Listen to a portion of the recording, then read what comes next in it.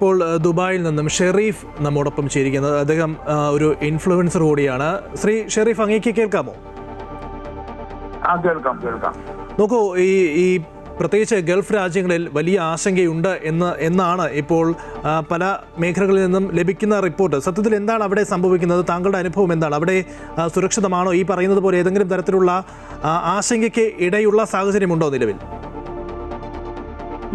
ദുബായിയെ സംബന്ധിച്ചിടത്തോളം ആശങ്കക്കൊരു വഴിയില്ല. ഇവിടെ ഒരു ആശങ്കയും. ഇവിടെ സാധാരണ രീതിയിൽ തന്നെയാണ് ജനങ്ങൾ കഴിഞ്ഞു പോകുന്നത്.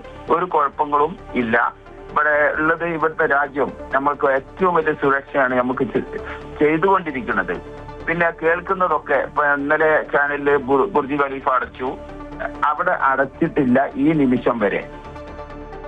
ഇല്ലാത്ത നമ്മുടെ ചാനലുകൾ ഉണ്ടാക്കുന്ന പ്രശ്നങ്ങൾ മാത്രമേ ഇപ്പൊ നിലവിൽ ഇവിടെ ഉള്ളൂ. ഇവിടെ ഒരു കുഴപ്പമില്ല. ഞാൻ എന്റെ ഷോപ്പിലാണ്. ഷോപ്പ് അപ്പൊ തുറന്ന് പ്രവർത്തിക്കുന്നുണ്ട്.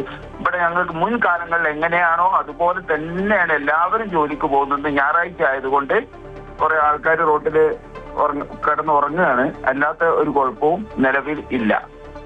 നോക്കൂ, ഈ ചില വിമാനത്താവളങ്ങളിലേക്ക് ചില ആക്രമണ സംഭവങ്ങൾ ഉണ്ടായി, അത് പ്രതിരോധിച്ചു എന്ന തരത്തിലുള്ള കാര്യങ്ങളും വരുന്നുണ്ടായിരുന്നു. അപ്പോൾ അത്തരത്തിലൊരു സംഭവം ഉണ്ടായിട്ടില്ല എന്നാണ് അങ്ങ് പറഞ്ഞത്. പ്രതിരോധിക്കുന്നുണ്ട്. ഇവിടെ വരുന്നതൊക്കെ ഈ രാജ്യം തന്നെ തടുത്ത് ഇങ്ങോട്ട് ഇതുവരെ എത്തിയിട്ടില്ല. പിന്നെ മുമ്പൊക്കെ നമ്മൾ കൊറോണ സമയത്ത് ഒരു അലർട്ട് ഉണ്ട്, അത് ഇപ്പോ സൂക്ഷിക്കാൻ വേണ്ടിയിട്ട് വന്നിട്ടുണ്ട്. അതല്ലാതെ ഇവിടെ ഞങ്ങളെ സാധാരണ ജനങ്ങൾക്ക് ഒരു ആശങ്കയില്ല. വളരെ ശക്തമായിട്ട് തന്നെ മുൻകാലങ്ങൾ എങ്ങനെയാണ് അതുപോലെ തന്നെയാണ് ഞങ്ങൾ തുടർന്നു പോകുന്നത്. അവിടെ സുരക്ഷയും അതോടൊപ്പം തന്നെ മുന്നറിയിപ്പുകളും ഒക്കെ നിങ്ങൾക്ക് ലഭിക്കുന്നുണ്ട് അല്ലേ? ലഭിക്കുന്നുണ്ട്. വേറെ മറ്റു ബുദ്ധിമുട്ടുകൾ മിസൈലുകൾ വരുന്നുണ്ടെങ്കിൽ അത് തടുത്തിടുന്നുമുണ്ട്.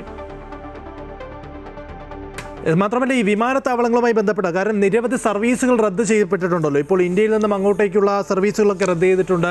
അവിടെ നിന്ന് ഇങ്ങോട്ടുള്ള സർവീസുകളും കുറച്ചിട്ടുണ്ട്. അപ്പോൾ ഈ യാത്രക്കാരൊക്കെ വലിയ ബുദ്ധിമുട്ട് അനുഭവിക്കുന്നു എന്നാണ് മനസ്സിലാക്കുന്നത്.